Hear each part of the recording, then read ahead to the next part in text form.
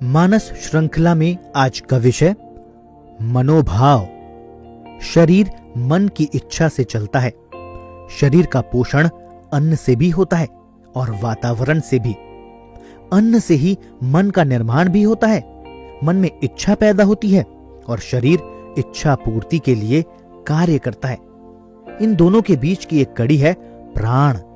प्राण कई प्रकार के होते हैं जो मन के भावों के साथ गतिशील होते हैं। शरीर की लगभग सभी क्रियाओं पर मन के भावों का प्रभाव पड़ता है। ये प्रभाव ही प्राण पैदा करते हैं। हमारे यहां 2-3 अति महत्वपूर्ण कहावतें हैं। इनको ध्यान से समझे तो हमें कई प्रकार की जानकारियां मिल सकती है। पहली कहावत, जैसा खावे अन्न वैसा होवे मन। अन्न का अर्थ भोजन ही नहीं है। सभी भोज्य पदार्थ अन्न का स्वरूप होते हैं। भोजन से शरीर के सप्त धातु बनते हैं और अंत में मन का निर्माण होता है। भोज्य पदार्थ हमारे मन के निर्माण में सहयोगी होते हैं। और दूसरी कहावत है, खेल के समय खेल, काम के समय काम।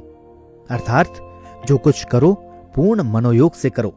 जहां मन होगा वहीं प्राण होंगे। मन, प्राण और वाक सदा साथ रहते हैं। प्राण होंगे वहां गतिविधियां चलेंगी। मन कहीं और है तो कार्य सही नहीं होगा। आप भोजन के समय ध्यान दें तो भूख का आभास पेट में होता दिखाई देगा।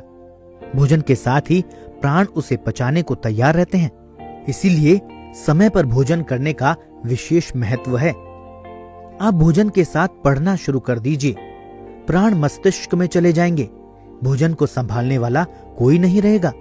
अपच की शिकायत होना स्वाभाविक ही है। इसी प्रकार आप विसर्जन की सोचे तब प्राण पेड़ू में पहुंच जाएंगे। विसर्जन कुछ ही समय में एवं पूर्ण होगा।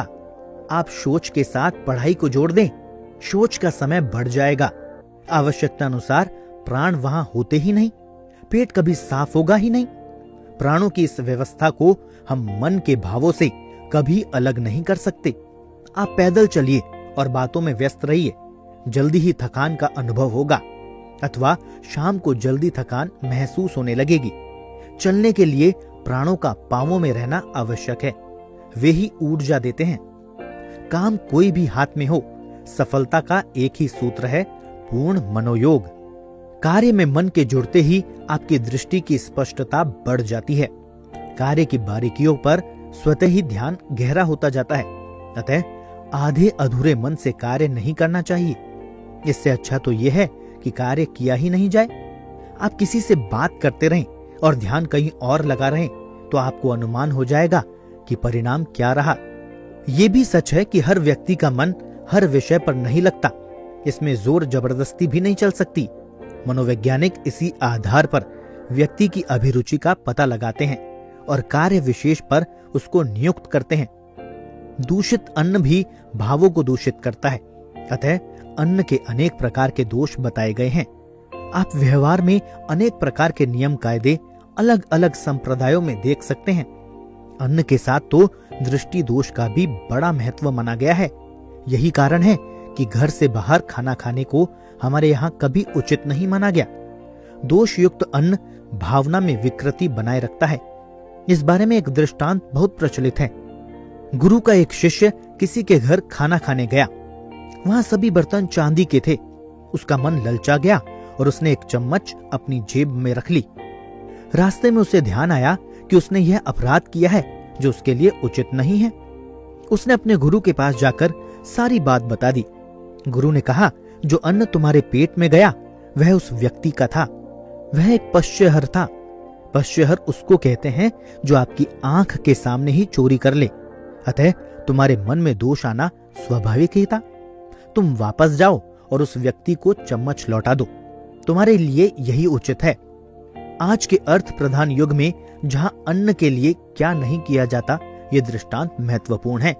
आज समाज में अपराध क्यों बढ़ रहे हैं, उसकी झलक भी यहाँ मिल रही है। स्पष्ट है, साधन दूषित हो तो साध्य तक नहीं पहुंचा जा सकता। हमारी उपासना पद्धति के मूल में भी यही मन है। हमारा मन लगता है या नहीं, परिणाम उसी के अनुसार आते हैं। मन को नियंत्रित करने के अनेक प्रकार के अभ्यास सिखाए जाते हैं। आज तो पश्चिम में भी अनेक संस्थान इस प्रकार का प्रशिक्षण देने लगे हैं। मंत्रों के जप की प्रक्रिया हो अथवा ध्यान की, सब मन से ही जुड़ा है। शरीर प्रेक्षा में व्यक्ति मन लगाकर शरीर के विभिन्न अंगों का निरीक्षण करता है और अपने स्वास्थ्य की जानकारी करता है। रुग्ण स्थान पर मन को केंद्रित करके वहां रक्त संचार बढ़ाया जाता है, श्वेत रक्त कणों की संख्या बढ़ाई जाती है, ऊर्जा का संकलन किया जाता है और नियमित अभ्यास से व्यक्ति को स्वास्थ्य लाभ कराया जाता है। शरीर के विभिन्न चक्रों पर ध्यान की परंपरा भी मन पर ही आधारित है। प्राणों को सघन रूप में एक ही स्थल पर सक्रिय करके विशेष ऊर्जा पैदा की जाती है। यदि मन साथ नहीं जुड़े तो आप कभी भी ध्यान केंद्रित नहीं कर सकते। मंदिर में भी जरूरी नहीं कि आपका ध्यान मूर्ति पर टिका ही रहे। घर से तो इसीलिए निकलते हैं, किंतु वहां कितना समय हमारा ध्यान टिकता है, यह हमारे मन पर ही निर्भर करता है।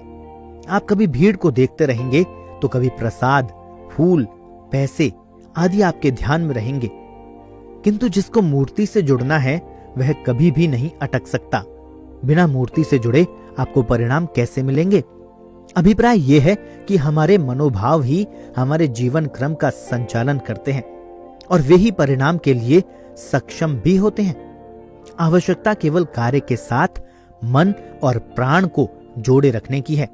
हर कार्य में सफलता अवश्य ही मिलेगी।